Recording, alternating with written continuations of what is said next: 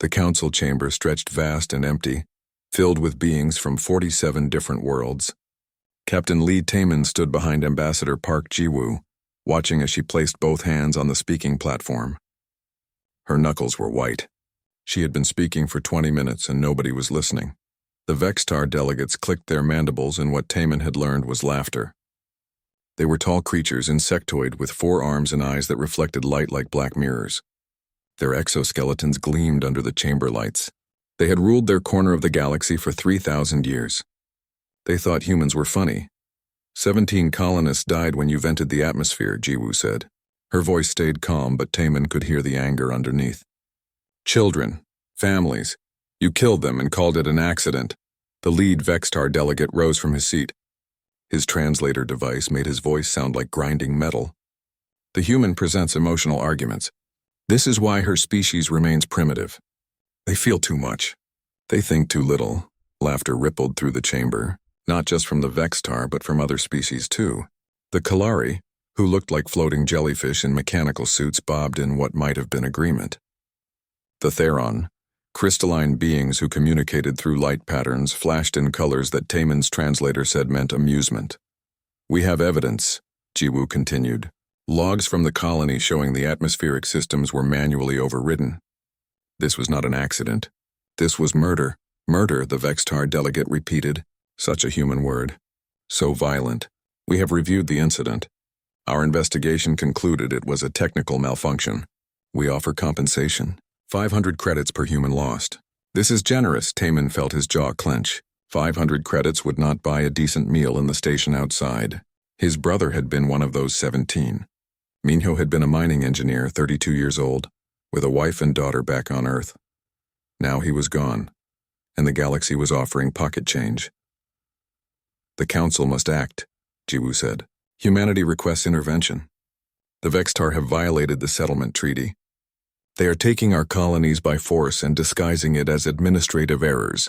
The council speaker, a being called the Eternal Voice, was from a species that had been part of the council for 8,000 years. It spoke in a voice that sounded like wind through caves. The council has discussed this matter. We find no evidence of intentional aggression. The Vextar have offered compensation. Humanity should accept. This is how civilized species resolve disputes. Civilized, Ji-woo said quietly. You keep using that word. Because humans do not understand it, the Vextar delegate said. You are children. You reached the stars 200 years ago. We have been traveling space for longer than your entire recorded history. You come from a world of violence, wars, genocide, nuclear weapons. You nearly destroyed yourselves 3 times before you achieved interstellar flight. And now you come here demanding we treat you as equals. The chamber filled with more laughter. Taman watched his ambassador's shoulders tense. She was not a young woman. She had been a soldier once before she became a diplomat. She had seen Earth's last great war, the one that nearly ended everything. She knew what humans were capable of. We have learned from our past, Ji-woo said. Have you? The Vextar delegate spread all 4 arms wide. Or have you simply hidden your nature behind polite words? We see through you, humans. You are predators pretending to be peaceful. You are violence wrapped in diplomacy. The council sees this too. This is why you will never be taken seriously. The vote was called. Would the council intervene in the dispute between humanity and the Vextar? Would they enforce the settlement treaties? Would they protect human colonies? 43 species abstained. 3 voted in favor of humanity. 1 voted against. The council would monitor the situation. That was all. Taman followed Ji-woo out of the chamber. They walked through corridors filled with aliens who did not look at them. Humans were too new, too small, too emotional. They did not matter. Back on their ship, the Horizons Promise, Ji-woo sat in her quarters and put her face in her hands. Taman brought her tea. Neither of them spoke for a long time. They think we are weak, she finally said. They think our emotions make us weak, Taman agreed. They have never fought a war, not a real one. The council has kept the peace for 10,000 years. They resolve disputes through arbitration. Economic sanctions, strongly worded letters. Ji-woo looked up at him. They do not understand what war actually means. Taman thought about his brother, about Minho's daughter who would grow up without a father, about the 17 bodies frozen in the vacuum of space. What do we do? Ji-woo's communicator chimed. She read the message and closed her eyes. When she opened them again, Taman saw something there that had not been present before. Not hope, not fear, something colder. Earth Command has sent new orders, she said. We are recalling all diplomatic personnel from Council space. All human ships are being pulled back to defensive positions. They are preparing for war. Yes, the Council will not help us. No. Taman looked out the viewport at the stars. Somewhere out there, Commander Choi Minji was organizing the defense fleet. Admiral Kang Jiwon was planning strategies. Dr. Yoon Hana was activating weapons programs that had been theoretical until now. Earth was preparing to do what it had promised itself it would never do again. They called us primitive, Jiwoo said softly. They said we were children playing with sticks. They laughed at our anger. She stood and walked to the viewport beside him. They do not know what they have done. What have they done? They have reminded us what we are capable of. We spent 200 years trying to be peaceful, trying to be civilized, trying to be worthy of joining the galaxy. She turned to look at him. But we are still human. We are still the species that climbed out of caves and conquered a world. We are still the species that split the atom and touched the stars. We are still the species that knows how to kill. Taman remembered something his brother had told him once, years ago. Minyo had been drunk talking about the old wars. He had said humans are terrifying because we remember. We remember every war, every weapon, every way we found to hurt each other. And we wrote it all down. We studied it. We made it into an art form. The Council did not know this. The Vextar did not know this. They thought humanity was weak because humans felt emotions. They thought humanity was primitive because humans had a violent past. They were about to learn the truth. Humanity was not weak despite its emotions. Humanity was dangerous because of them. And humanity had not forgotten its violent past. It had simply been waiting for a reason to remember. The Horizon's promise turned away from the Council station and set course for Earth. Behind them, the Vextar were already planning their next move. They would demand more colonies. They would push harder. They would make humanity kneel. They did not know they were already dead. They just had not stopped moving yet. The message arrived on every human communication channel simultaneously. Every ship, every station, every colony, every screen on Earth itself. The Vextar made sure everyone could hear them. Overlord Thexran appeared, his massive form filling the displays. Behind him stood hundreds of Vextar warriors in full battle armor. Their mandibles clicked in rhythm, a sound designed to intimidate prey species. Humans, Thexran said, you have proven too primitive for independent existence. The Vextar hegemony hereby claims all human territories as client states. You will serve us. You will mine for us. You will build for us. You will exist at our pleasure. Resistance will result in extinction. You have 48 hours to surrender. This is mercy. We could simply take what we want. The transmission ended. For exactly 3 seconds, humanity was silent. Then every communication network exploded with noise. Captain Lee Taman was on the bridge of his new ship, the Iron Resolve. It was not a diplomatic vessel like his old one. It was a warship, built in the orbital yards above Earth in the past 6 months. It had armor plating half a meter thick. It had railguns that could fire projectiles at 3% of light speed. It had missile tubes loaded with weapons that carried human names like Hellfire and Judgment. His tactical officer looked at him. Sir, get me Admiral Kang, Taman said. The Admiral's face appeared on screen. She looked tired. She had not slept in days, coordinating the recall of every human ship, organizing defenses, planning for a war that everyone knew was coming. Captain, we received the transmission, everyone did. That was the point. Thexeron wants us to know he is serious. Kang leaned back in her chair. The Council has called another emergency session. Ambassador Jiwoo is there now. Will they help? What do you think? Taman did not answer. He already knew. At the Council station, Jiwoo stood before the assembled delegates once more. This time she did not plead. This time she did not present evidence. This time she simply asked a question. Will you help us? The eternal voice spoke. The Council regrets this situation. However, internal disputes between member species must be resolved peacefully. We encourage humanity to accept the Vextar terms and work within the hegemony structure. Many species have thrived as client states. Thrived, Jiwoo repeated. You mean survived as slaves? The Council does not recognize such terminology. Client species contribute to the greater galactic good, while receiving protection and guidance from more advanced civilizations. Jiwoo looked around the chamber. 47 species, tens of thousands of years of combined history, billions upon billions of lives spread across the galaxy, and not one of them would help. Then humanity withdraws from the Galactic Council, she said. The chamber erupted in surprised noises. Lights flashed.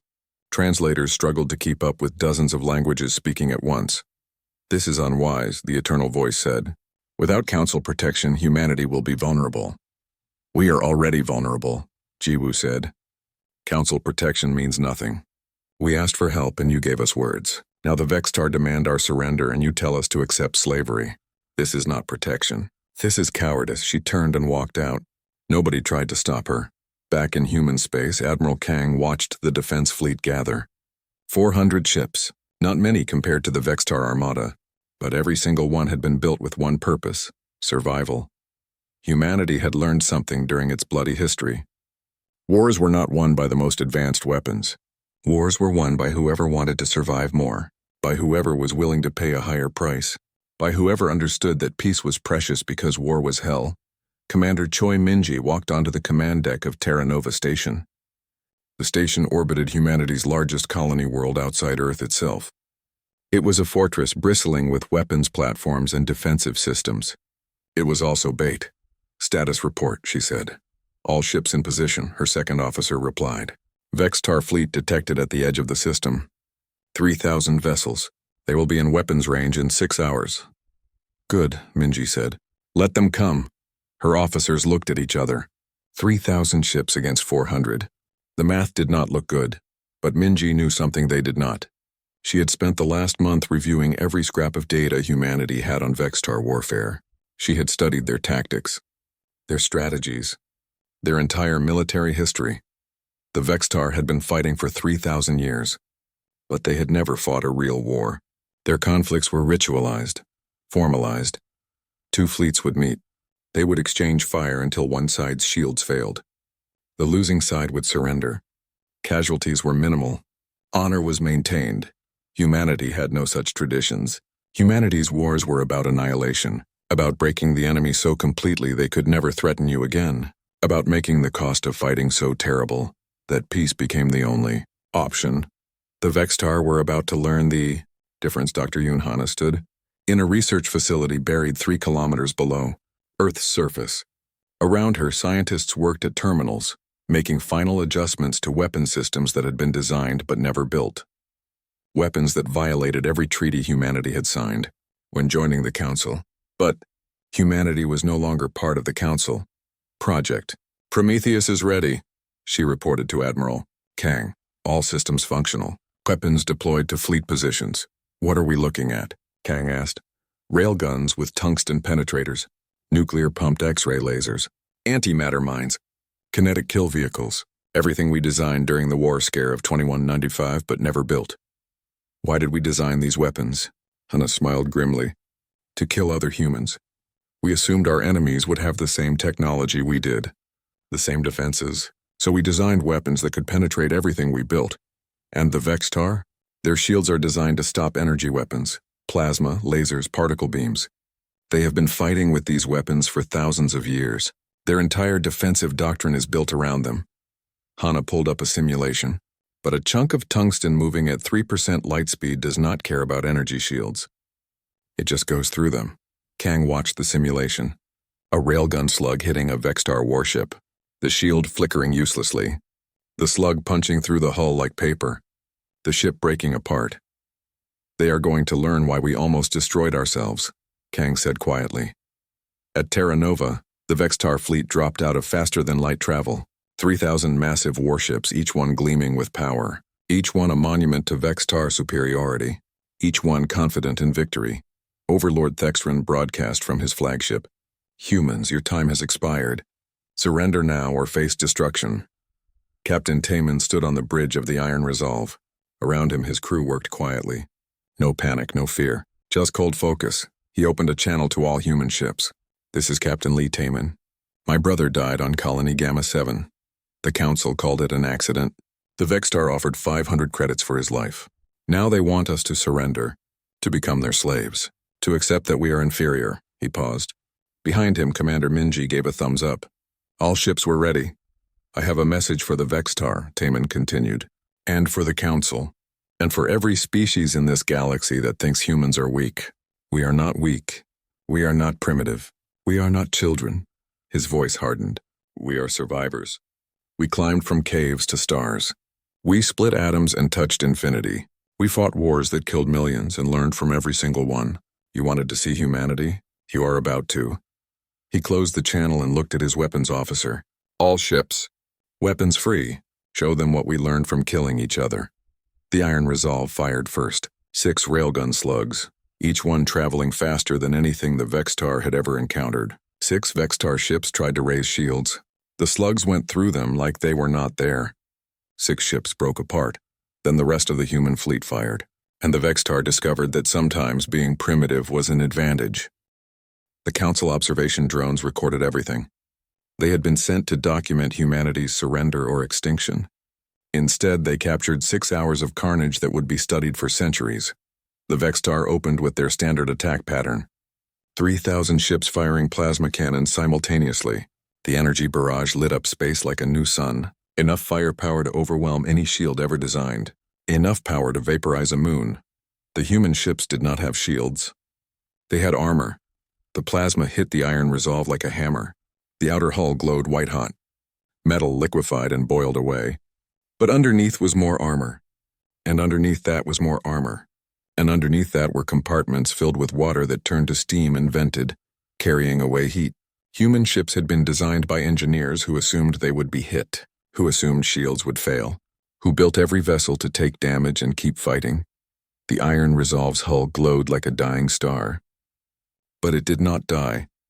Captain Taman felt the ship shudder around him. Damage reports flooded in. Outer hull compromised. Sections 2 through 5 venting atmosphere. Casualties in engineering. But the ship was still flying. The weapons were still firing. All ships report, he said. 32 vessels destroyed, his tactical officer reported. Another 50 damaged but operational. The Vextar are reforming for another barrage. Do not let them, Taman said. All ships target their command vessels. Fire everything. 400 human ships had just become 368. But those 368 were angry.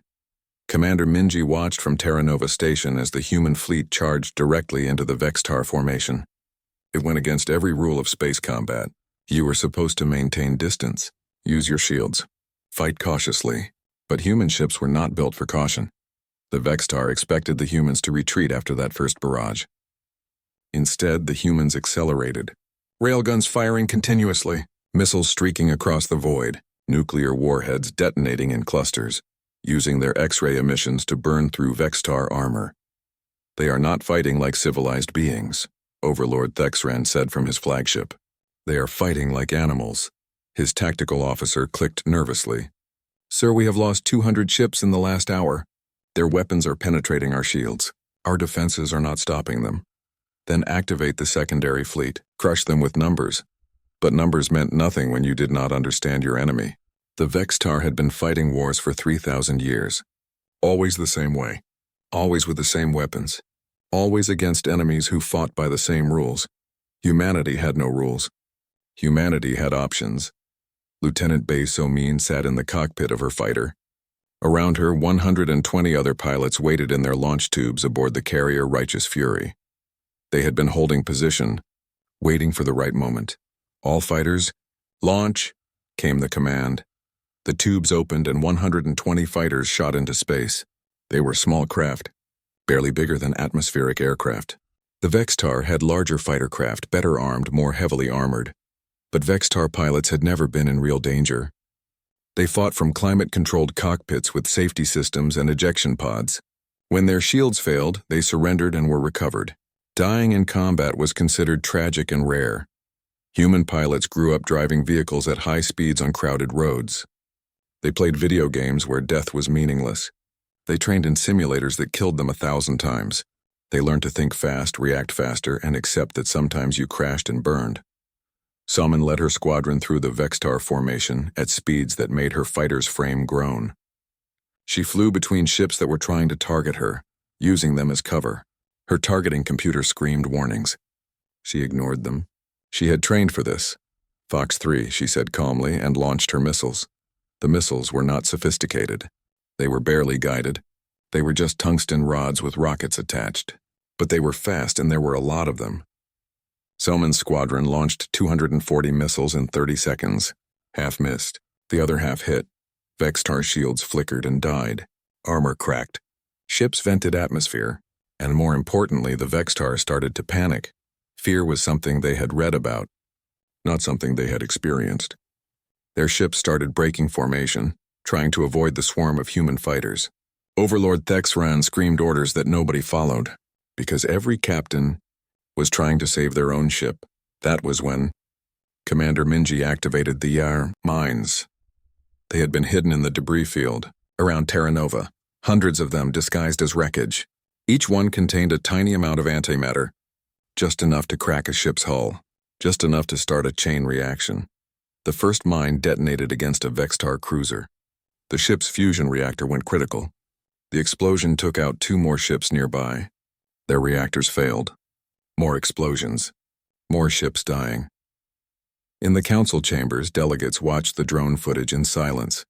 They saw the organized Vextar fleet dissolving into chaos. They saw human ships pressing forward, damaged but relentless. They saw Vexistar crews abandoning their vessels. "This is not warfare," the Eternal Voice said. "This is butchery." Ambassador Jiwoo stood in the observation gallery. She had not left. She wanted them to see this, wanted them to watch. "This is war," she said quietly. "Real war. The kind you have forgotten. The kind humanity remembers." Back in the battle, Captain Taman's ship had taken more hits. The Iron Resolve was barely holding together. Half his crew was dead or wounded. His weapons were running low on ammunition. But he was still fighting. "Sir, the Vexitar are retreating," his tactical officer said. Taman watched the tactical display. The massive fleet that had arrived so confidently was breaking apart. Ships fleeing in every direction, some trying to reach faster than light speed. Others just running on conventional drives, desperate to escape. "Let them go," he said. "Track their trajectories. Send the data to command." Admiral Kang received the data and smiled. It was not a happy smile. "They are running home. They think they are safe there." "Orders, Admiral?" Commander Minji asked. "We are not done," Kang said. "Humanity did not ask for this war. We wanted peace. We wanted to build. We wanted to be part of the galaxy." She looked at the casualty reports. 3,000 human crew members dead, 7,000 wounded. But they started this, and we are going to finish it. Lieutenant Somin brought her fighter back to the carrier. She was the last of her squadron to return. 40 fighters had launched. 23 came back. The rest were debris now, scattered across space. She sat in her cockpit for a long time after landing, hands shaking. Her squadron leader opened her canopy. "Good flying, Somin." She looked at him. "We won?" "We survived." "That is the same thing." Dr. Yoon Hana reviewed the battle data. The weapons had performed exactly as designed. Maybe too well. She pulled up casualty estimates. 2,000 Vextar ships destroyed, another 500 damaged, crews dead or dying in the tens of thousands. She had designed these weapons. She had made them efficient. She had made them deadly. And now she had to live with what they had done. But she had also seen the footage from Colony Gamma 7. The colonists dying as atmosphere vented. The children suffocating. The bodies frozen in vacuum. Her weapons had avenged them. That had to count for something. The Battle of Terra Nova ended 6 hours after it began. The Vextar fleet was broken. Human losses were significant but acceptable. More importantly, the galaxy had witnessed something it thought was impossible. Humanity had fought the second strongest military power in the galaxy, and won. Not through superior technology, not through numbers, through pure, concentrated violence applied with precision and purpose. Admiral Kang broadcast a message that reached every corner of known space. To the Vextar hegemony, to the Galactic Council, to all species who believed humanity was weak. We did not want this war. We tried to be peaceful. We tried to be civilized. You forced our hand. She paused, letting her words sink in. This is humanity civilized. This is humanity restrained. This is us fighting by rules we created for ourselves. Imagine what we were like before we learned mercy. The transmission ended. The Vextar survivors fled to their home systems. The council delegates sat in stunned silence, and humanity prepared for the next phase, because the battle was over. But the war had just begun. The Vextar expected negotiations. They expected humanity to celebrate their victory and return to the peace table. They expected the war to be over. They were wrong. 72 hours after the Battle of Terra Nova, Admiral Kang launched the invasion. 200 human ships, damaged but repaired, jumped into Vextar space. They did not target military installations. They targeted infrastructure. Captain Taman led the vanguard. The Iron Resolve had been patched together, its armor replaced, its weapons reloaded. It looked like a ship that had died and been resurrected. In many ways it had been. First target is their supply depot at Helix Station, he told his crew. No orbital bombardment. Precision strikes only. We destroy their capability to resupply, not the station itself. His weapons officer looked confused. Sir, it would be easier to just destroy the entire station. Easier, Taman agreed. But we are not trying to be easy. We are trying to make a point. The Iron Resolve dropped out of faster-than-light travel right on top of Helix Station. The Vextar defenders scrambled to respond. They were too slow. Human missiles struck fuel storage tanks. Railgun slugs destroyed cargo bays. The station remained intact, but it was now useless. No fuel, no supplies, no way to support the Vextar fleet. And Taman broadcast footage of the attack on all frequencies. Every species in the galaxy could watch. Could see human forces crippling Vextar logistics with surgical precision. This is humanity, he said in the broadcast. We could destroy you. We choose not to. Yet the Galactic Council convened emergency sessions every day. Ambassador Jiwoo attended none of them. She sat in her quarters aboard a human station, drinking tea and reading reports from the front lines. The council sent her messages, begging her to negotiate, pleading with humanity to stop, warning that continued aggression would result in sanctions. She deleted them all without responding. On the 5th day, the Eternal Voice sent a personal message. Ambassador Jiwoo, the council requests your presence. We wish to discuss terms. She considered ignoring this one too, but something in the message's tone caught her attention. Not commanding, not demanding, requesting. She decided to attend. The council chamber was different now. The delegates who had laughed at humanity before were silent. They watched her enter with something like fear in their eyes across 47 different types of faces. Ambassador, the Eternal Voice said, humanity must cease hostilities. The Vextar have requested arbitration. No, Jiwoo said simply. You refuse arbitration. This is against all council principles. We are no longer part of the council, she reminded them. We withdrew, remember? When you refused to help us. When you told us to accept slavery. When you did nothing while our people died. The Eternal Voice was quiet for a moment. When it spoke again, its tone had changed. What does humanity want? Justice, Jiwoo said. Real justice. Not the kind where you offer 500 credits for a life. Not the kind where you ignore atrocities because they are inconvenient. Define justice, Jiwoo smiled. Wait and see. Back in Vextar space, human forces struck again and again. They did not fight like the Vextar expected. They did not mass their fleets for grand battles. They broke into small groups and attacked everywhere at once. Commander Minji coordinated the attacks from Terra Nova Station. She had studied Earth's military history. Every war, every campaign. She knew that the best way to defeat an enemy was not to destroy their military. It was to destroy their will to fight. Target their communication networks, she ordered. Make it so they cannot talk to each other. Human ships destroyed relay stations. Hacked satellites. Jammed frequencies. Within a week, the Vextar military was fractured. Individual fleets could not coordinate. Commanders could not receive orders. Every ship was isolated. Then humanity started broadcasting. Not military communications, entertainment. They showed footage of the Battle of Terra Nova on Vextar civilian networks. They showed Vextar ships fleeing. They showed Overlord Thexron's flagship running away. Your leaders told you humans were weak, the broadcast said. Your leaders were wrong.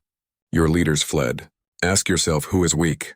Overlord Thexron sat in his command center, watching his empire fall apart. He had sent messages to every Vextar fleet, every garrison, every colony. Most never arrived. The ones that did receive no response. He tried contacting the council. They told him to negotiate with humanity. He tried contacting other species for help. They all refused. Nobody wanted to fight humans now. Not after Terra Nova. He sent a message to Admiral Kang, offering terms, reparations, territorial concessions, apologies, everything the Council had refused to give humanity. Kang's response arrived 12 hours later. A single word, no. Dr. Yoon Hana stood in her laboratory watching a display showing Vextar space. Red dots marked every system humanity had struck. There were hundreds of them. The invasion had been going on for 3 weeks and showed no signs of stopping. A technician approached her. Dr. Admiral Kang is asking about the Helios array. She wants to know if it is ready. Hana felt cold. The Helios array was her most ambitious project. A network of satellites that could focus stellar energy into a weapon. It had never been tested. It had never been used. Its existence had been kept secret. Why does she need it? Hana asked. The Vextar homeworld. The Admiral wants options. Hana closed her eyes. The Helios array could burn a planet, could kill billions, could end the Vextar species. Tell the Admiral it is ready, but tell her I pray she never uses it. Lieutenant Soman flew her fighter through another mission, her 20th since Terra Nova. She was tired. They were all tired. But the orders kept coming. Strike this target. Disable that station. Make the Vextar pay. She remembered her training instructor back on Earth, an old man who had fought in the last Great War. He had told her something once. Wars are not won by whoever has the best weapons. Wars are won by whoever is willing to keep fighting after everyone else wants to stop. Humanity was still fighting, would keep fighting, because they remembered what happened to species that showed weakness. They remembered Colony Gamma 7. They remembered the laughter in the council chamber. Back at the council station, more messages arrived from Vextar territory. Colonies requesting protection, fleets trying to surrender, civilians begging for mercy. The council forwarded them all to humanity. Jiwoo read them. Every single one. She wanted to feel satisfaction, wanted to feel justified. Instead, she just felt tired. We are winning, she said to Captain Taman, who had come to visit. Does it feel like winning? I do not know, he admitted. I have stopped thinking about winning.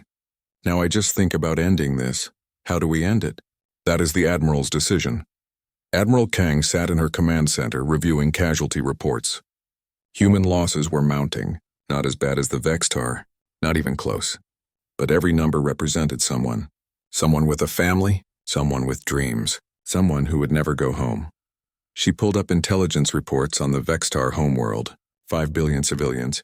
Most of them had never left their planet, had never voted for war, had never hurt anyone. They were just living their lives when their government decided to enslave humanity. Did they deserve to die for that? Her communicator chimed. Commander Minji's face appeared. Admiral, we have confirmed reports. The Vextar are preparing a final defense at their homeworld. Every remaining military ship. Everything they have left. They are going to make a stand. How many ships? Maybe 300. Most are damaged. Their crews are demoralized. It would not be a battle. It would be an execution. Kang was quiet for a long moment. Prepare the fleet. We are going to the Vextar homeworld. To finish them? To end this, Kang said. One way or another, the human fleet gathered. Not 400 ships this time. 200. The rest were damaged or destroyed. 200 ships crewed by exhausted humans who just wanted to go home. But they would do their duty. One more time. One final push. Captain Taman stood on the bridge of the Iron Resolve and thought about his brother. About Minho's daughter, who was 10 years old now. What kind of galaxy was he building for her? One where humans were feared? Where violence was the answer? Was that better than one where humans were slaves? He did not know. He just knew that when the order came, he would follow it. Because that was what soldiers did. That was what humanity did. They finished what they started. The fleet jumped to faster-than-light speed, heading for the Vextar homeworld. Heading for the end. The human fleet dropped out of faster-than-light travel at the edge of the Vextar home system. 200 ships, battered and scarred, faced the homeworld of an empire that had ruled for 3,000 years. Above that world, 300 Vextar warships waited. Their last defense. Their final stand. But the human fleet did not attack. Not yet. Admiral Kang gave the order that changed everything. Deploy the Helios array. Across the system, satellites that had been hidden among asteroids and debris activated, hundreds of them, forming a network that stretched millions of kilometers. Each one began to unfold, revealing massive mirrors and focusing arrays. They turned toward the system's star and began to gather its light. On the Vextar homeworld, 5 billion civilians looked up at their sky. They saw human ships in orbit. They saw the satellites beginning to glow. They understood what was about to happen. Humanity had built a weapon that could focus a star's power into a beam, could burn their world to ash, could end everything. Panic spread through the planet. Broadcasts filled with screaming. Ships tried to launch from spaceports, desperate to escape.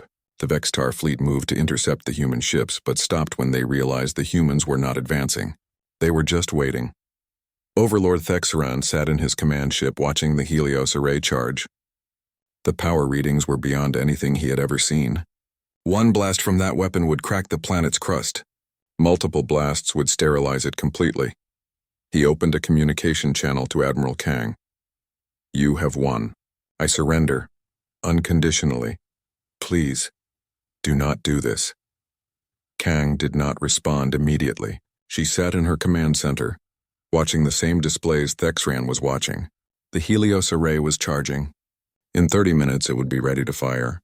She could end the Vextar species, could make sure they never threatened anyone again, could burn their world until nothing remained but radioactive glass. She thought about Colony Gamma 7, about the 17 dead colonists, about Captain Taman's brother, about every human who had died because the Vextar thought they were superior. She thought about justice, then she thought about her daughter. 10 years old, living on Earth, safe from this war. What kind of mother would she be if she came home having destroyed a world? What kind of lesson would that teach? "Keep the array charging," she told her crew. Then she opened a channel to the council station. "Get me the Eternal Voice, now." The council chamber filled quickly. Every delegate rushing to their position. Ambassador Jiwoo walked in slowly, calmly. She had been expecting this call. Admiral Kang's face appeared on the main display. Behind her, the Helios array continued to charge. "Council members, you are about to witness either the end of the Vextar species or the beginning of a new galaxy. The choice is yours." The Eternal Voice spoke carefully. "What do you want, Admiral? Listen to my terms. All of them, no debate, no negotiation. Accept them or I burn the Vextar homeworld, and every species in this galaxy learns what happens when you underestimate humanity." The chamber was absolutely silent. "First," Kang said, "the Vextar hegemony is dissolved. All conquered species are freed. All territory is returned. Overlord Thexran will face trial for war crimes before a court that includes representatives from every species he has harmed." She paused. The Helios array reached 50% charge. Second, the Galactic Council will establish a military defense force. Real military, not observation drones, not arbitration committees, ships, weapons, soldiers. Any species that attacks another will face this force. Humanity will command this force for the first 50 years. After that, command will rotate. 70% charge. Third, the Council will establish a war crimes tribunal. With actual authority, with actual consequences. What happened at Colony Gamma 7 will never happen again. Not to humans. Not to anyone. 85% charge. On the Vextar homeworld, evacuation sirens wailed uselessly. There was nowhere to go. Nowhere to hide from a focused star. Fourth, humanity rejoins the Galactic Council. As a full member, with full voting rights, and you will never again dismiss us as primitive. Never again call us children. Never again laugh at our emotions or our history. 90% charge. You have 5 minutes to accept these terms, Kang said, or I show you what human fury actually looks like. Captain Taman watched the timer count down from the bridge of the Iron Resolve. His hand rested near the weapons controls. If the Council refused, he would be ordered to fire on the Vextar fleet. To clear the way for the Helios array. To participate in genocide. He thought about asking Admiral Kang if she was bluffing. If she would really do it. But he already knew the answer. The Admiral would do whatever was necessary. That was what made her a good commander. That was what made her terrifying. 4 minutes left. Ambassador Jiwoo stood in the council gallery watching the delegates. Some of them were arguing. Some were calculating. Some were simply staring at the display showing the charging Helios array. They had never seen a weapon like this, had never imagined one species could threaten to destroy another so completely. "This is madness," the Eternal Voice said. "Humanity cannot dictate terms to the entire galaxy." "Why not?" Jiwoo asked quietly. "The Vextar tried to dictate terms to us. You let them. Now humanity is stronger.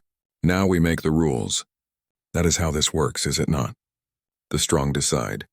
The weak obey." 3 minutes left. Commander Minji coordinated the fleet from Terra Nova Station. Every human ship was in position. Every weapon was armed. If the order came, they would fire. They would fight. They would finish this. But she hoped they would not have to. She was tired of fighting, tired of death, tired of war. 2 minutes left.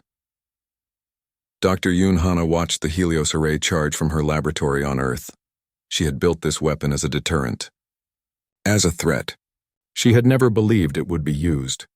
But watching the power readings climb, she realized it might be. Humanity might actually do it, might burn a world, might commit the very atrocity they were fighting against. "Please," she whispered to no one, "please let them accept." 1 minute left. The Eternal Voice spoke. "The Council accepts humanity's terms." The words echoed through the chamber, through every communication channel, through the Vextar fleet, through the ships waiting in orbit, through the billions of civilians on the planet below who had been watching their sky fill with gathering fire. Admiral Kang did not smile, did not celebrate. She simply said, "Power down the Helios array. All ships stand down. Captain Taman, maintain orbit. Make sure the Vextar understand we are still watching." The satellites began to dim. The gathered starlight dispersed. The threat passed. The fire that could have filled the sky and burned the world remained only potential. A promise, a reminder of what could happen. Overlord Thexran slumped in his command chair. His empire was gone. His fleet was defeated. His people were saved, but at the cost of everything they had built. He opened a channel to his ships. "All vessels, stand down. Surrender to human forces. It is over." Lieutenant Somin brought her fighter back to the carrier one last time. She had flown 37 missions during the war, had destroyed 18 enemy ships, had lost 42 squadron mates. Now it was over. She sat in her cockpit and cried. Not from sadness, not from joy, just from exhaustion. Captain Taman walked through the Iron Resolve, checking on his crew. They were celebrating, hugging each other, crying, laughing. They had survived. Many had not, but they had. He went to his quarters and pulled out a photo of his brother, of Minho, smiling, holding his daughter. "It is done," he said to the photo. "I hope it was worth it." Ambassador Jiwoo stood before the Galactic Council one last time. But this time she was not pleading, not asking for help. She was dictating terms. She listed every requirement, every change, every reform. The delegates listened in silence. Some looked angry. Some looked afraid. All of them looked at humanity differently now. "We did not want this," she told them. "We wanted peace. We wanted to join you as equals. You made that impossible, so we took equality by force. Remember this. Remember what happened here. The next time you see a species struggling, the next time you see injustice, remember that ignoring problems does not make them go away. It just makes them worse." She paused at the chamber door. Humanity is civilized now. We have laws. We have morals. We have mercy. But we are still human. We still remember how to fight. We still remember how to kill. We would prefer not to. But if forced, she looked back at them. "We will fill your skies with fire." 20 years later, the galaxy was different. The Galactic Council had teeth now. Wars still happened, but they were stopped quickly. War crimes were punished. Justice was real, not theoretical. The Vextar survived as a single-planet species. Their empire was gone. Their military was disbanded. Their young were taught human history as a warning. The lesson was simple. Underestimate humanity at your peril. Captain Lee Taman, now Admiral Lee Taman, commanded the Council's military defense force. He had grown old in service. Gray hair, tired eyes, but still sharp, still ready. He gave lectures to alien officers about human military doctrine, about the difference between fighting to win and fighting to survive. Humans are not strong because we have better weapons, he told them. We are strong because we understand what war costs. We have paid that price many times. We remember every lesson written in blood.